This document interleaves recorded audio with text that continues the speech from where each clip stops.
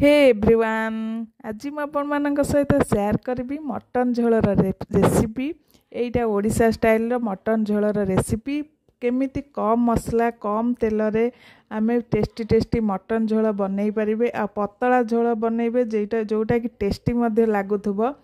तो साधारणतः आमे मटन झोल रे बहुत मसला देके आमे मटन बनई थाउ। तो कति कम मसला रे आ अति कम तेल रे केमिति मटन झोल टेस्टी बनइबा से रेसिपी शेयर करिछि। फुल वीडियो देखिए, भल लागिले चैनल को सब्सक्राइब करंतु, लाइक शेयर कमेंट करंतु। तो प्रथमे मुझे आधा केजी रो मटन नहीं जाइछि, नेकी ताकू भल भाबरे धोईकी हळदी लूण आउ सोरिष तेल किछि देकी मैरिनेट करिकी रखि नेछि। तापर एपटे मुझे प्रेशर कुकर रे बनैबी। तो प्रेशर कुकर गरम हो जाइछि। तापर सोरिष तेल दे देबे। सोरिष तेल टिके गरम हो गले तापर आमे आलू फाळ फाळ करिकी आलू मुझे 3टा ରୁ 4टा आलू दे देछि। साधारणतः आमे माने ओडिशा स्टाइल जो मटन हुए आमे टिके मटन रे आलू अधिक खाई थाउ। तेणु करिक आपन अनुसार आपन माने आलू दे परिबे। लूण हळदी देकी ताकू भाजी नेबे। एटा लो फ्लेम रे भाजिबे। लो फ्लेम रे भाजिले भल हबो आलू भजाटी। तो आलूर चोपा को छड़ेबे नहीं, आलूर चोपा न छड़े के आलू को भाजिबे। तो देखंतु एई भली भाबरे भल भाबरे लाल लाल करके भाजी नेबे। तापर किछि खड़ा मसला सेई तेल रे दे देबा। स्टार एनिस दे देछि, तेजपत्र दे देछि, दालचीनी दे देछि, आपन चाहिले अलैच देबे आ लवंग मध्ये देछि। सी टिके फ्राई हे गले तापर आमे मु एठी 2टा बड़ बड़ पियाज को सरू सरू करी काटी नेछि। एई भली भाबरे काटिबे। मटन जतले बनेबे एई भली भाबरे पियाज को काटी नेबे।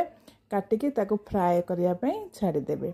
एपटे आमे मसला प्रस्तुत करि नबा। अदा नै जिबा, रसुण नै जिबा, आउ नै जिबा अल्प टिके पियाज नेकी ताको स्मूथ पेस्ट बनै नेबे।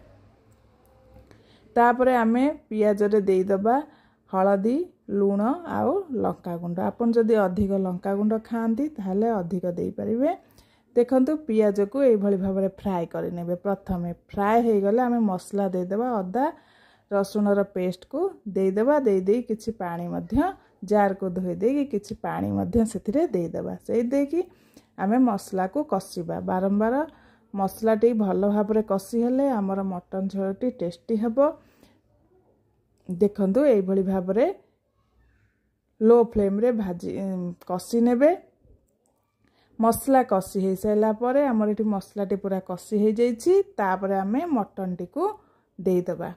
मटन टी को दे देकी मटन आ मसला को मध्य कसीबा।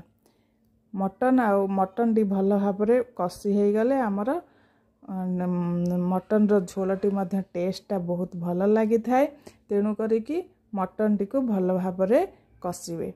तो एमती लो फ्लेम रे मटन टी को कसीबे। धीरे धीरे जदि मसला टिके लागी जिवो ताहले गरम पानी रखिथिबे।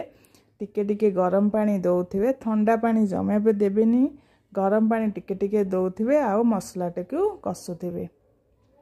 मटन आ मसला को भल भाबरे कसी नेबे।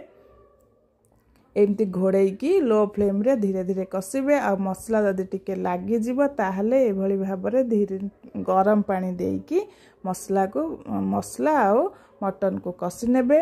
मटन भल भाबरे कसी हे गले आमे सेतिरे आलू दे देबा। आलू देके आलू को मध्य किछि समय कसिबा। तापरे आमे से गरम पानी को दबा। ठंडा पानी देबानी, गरम पानी को दे देबे। आपन जदि अधिक पतला झोल खाइबा को चाहंती ताले अधिक पानी देबे।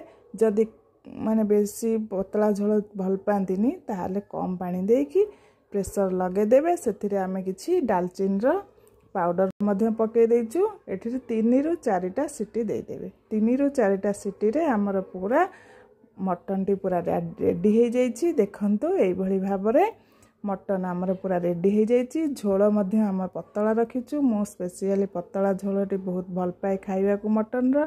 आपन माने केमितिया झोल पसंद कर कमेंट करी निहाती जणाइबे।